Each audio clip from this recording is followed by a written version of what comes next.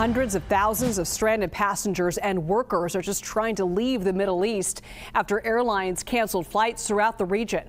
Countries including France, Spain, and the UK organized flights for its citizens from Israel, Oman, and the UAE. Passengers from Abu Dhabi arriving in Heathrow described hearing explosions and military jets. And there were happy reunions in Taiwan when the first direct flight from Dubai landed. Flight Radar 24 shows a massive drop in air traffic over Dubai there. Take a look at that. Last week, there were about 1,200 daily flights. Now, there are less than 100 each day. And many Americans are now trying to evacuate the Middle East as well after the State Department issued a warning to depart now. CBS News foreign correspondent Ramy Inocencio spoke with Trent Burns, who's a Florida man who's stuck in Qatar. Not only can I not go home, but safety is, nowhere near guaranteed. Can you walk me through what's been happening? The majority of it's been happening at night. It's 2 o'clock in the morning, wake you up out of a sleep. Everybody goes outside to take a look at what it was. And then they come on with announcements, go back inside, shelter in place, that type of thing. We saw on Facebook that you wrote, "I have contacted every number I can find and have received zero help." Tell me about that. The U.S. government has been absolutely disappointing in this situation. We were registered with the embassy before we even got here, and we knew about nothing happening until a missile was actually intercepted not far from where we were working. But as I'm contacting the U.S. embassy, the first time I called, I got a recorded line saying that we're closed today. So then I started going through the contact this, contact that. They led me to a 202 number, call for help with evacuations. And the guy basically said, make your way to Saudi. Just get there. Just however you can, just get there. Just get there. And he essentially said, well, the government's not assisting. How does this make you feel? It's really disappointing. We put a lot of faith into our government system, and to be put into a situation like this where they basically go, you're on your own, is just, like I said, it's really just disappointing is probably the best word. If you had a message for the elected leaders in Washington, for President Trump? That hasty decisions put American lives at risk. I want to bring in CBS News intelligence and national security reporter Olivia Gazis. Olivia, what is the State Department saying now about getting Americans out? Essentially, earlier this week, they were on their own. Absolutely. It has definitely taken a few days to start getting any sort of consistent information from the State Departments. Those updates are now coming with a bit more frequency and detail.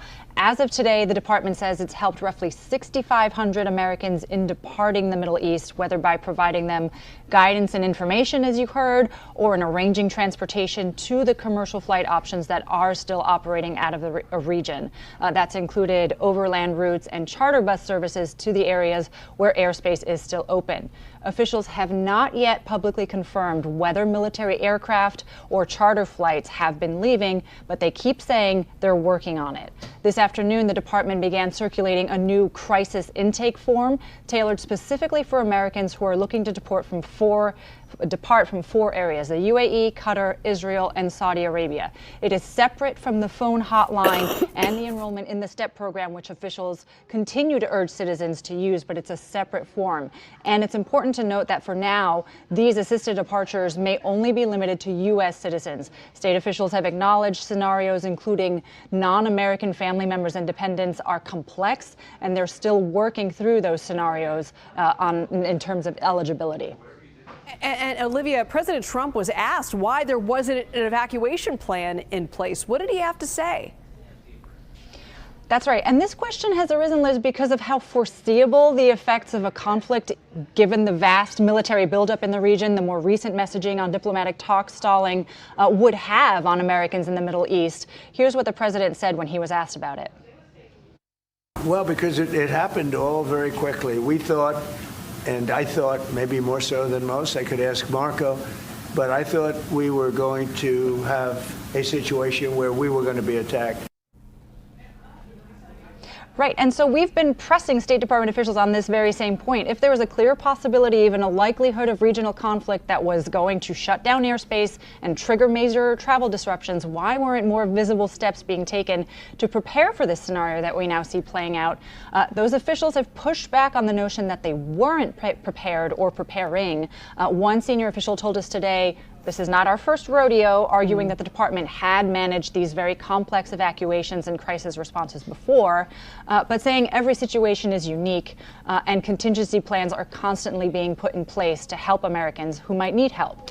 They have also denied, because we've asked them, that prior downsizing at the State Department has had a negative effect on these efforts, Liz. But for a lot of Americans still stuck there, it's hard to see. Absolutely. It has to be so frustrating. You're just trying to get out of this very dangerous situation. Olivia Gazis, thank you so much. All right, taking to Wall Street now, where stocks climbed higher after a roller coaster week. The Dow actually ticked up 238 points despite worries over the economic impacts of this war with Iran weighing on the market earlier in the week. Now, when it comes to fuel, prices at the pump keep climbing. Today's national average gas price is 9 cents higher than yesterday's. AAA says that marks the largest daily jump since March of 2022 during the start of the war in Ukraine. So I want to bring in Constance Hunter, the chief economist of the Economist Intelligence Unit, to talk more about the impacts of this war with Iran. Constance, great to be with you. It's worth noting there is no light between the U.S. and Israel in this conflict, much of it rooted with Israel's interests. What is the probability that the Iranian government changes in a way after all of this in terms of leadership that is acceptable to Israel? Well, as everyone knows, Iran has a stated goal of destroying Israel, right? So I think Israel's first and foremost requirement is that it has a government that's stated objective is not to destroy the state of Israel.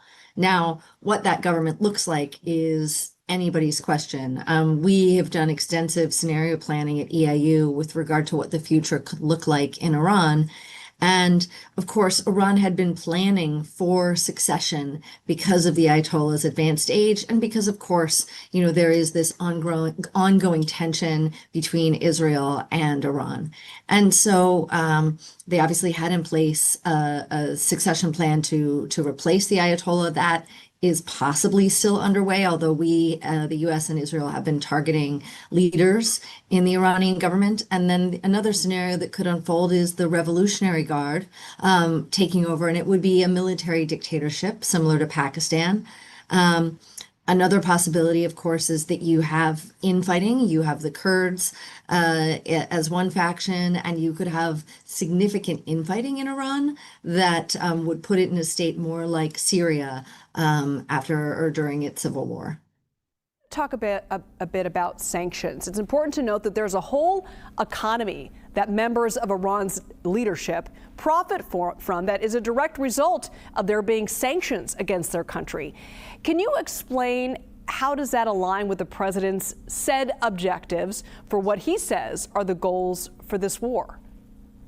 Yes, well, one of the objectives he laid out was he urged the members of the Islamic Revolutionary Guard to lay down their arms and for the people of Iran to take over their government. Now, in the course of doing that, he suggested that we would give immunity to people who approached the U.S. and were willing to lay down arms.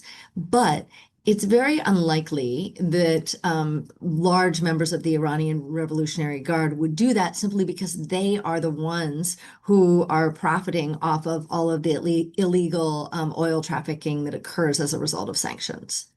So how do Russia and China factor into all of this? How do the actions in Iran send a message to those countries, especially since the U.S., for example, is trying to help broker a peace agreement between Russia and Ukraine? How are they looking at this conflict? Yeah, well, I mean, I think Trump wants to go from having a moniker of taco to a moniker of FAFO, right? So I can't probably say that acronym on television, but I think everybody knows what it means. And the thing is, if you ask administration officials, and Elbridge Colby, who's an undersecretary at the Department of War, spoke to the Council on Foreign Relations today, and he was asked this question directly, and he said, well, any messaging or communication to Russia and China is tangential. It's not the primary objective. Nevertheless, China does get its oil from Iran. Now, we believe they have about 120 days of strategic petroleum reserve. However, they don't want to dip into this. This makes it difficult for them. Russia and Iran are close allies.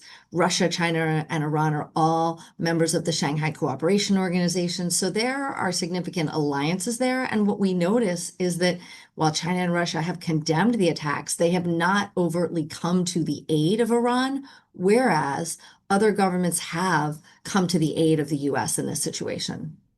Constance Hunter, always great to talk to you. Thank you so much. Thank you.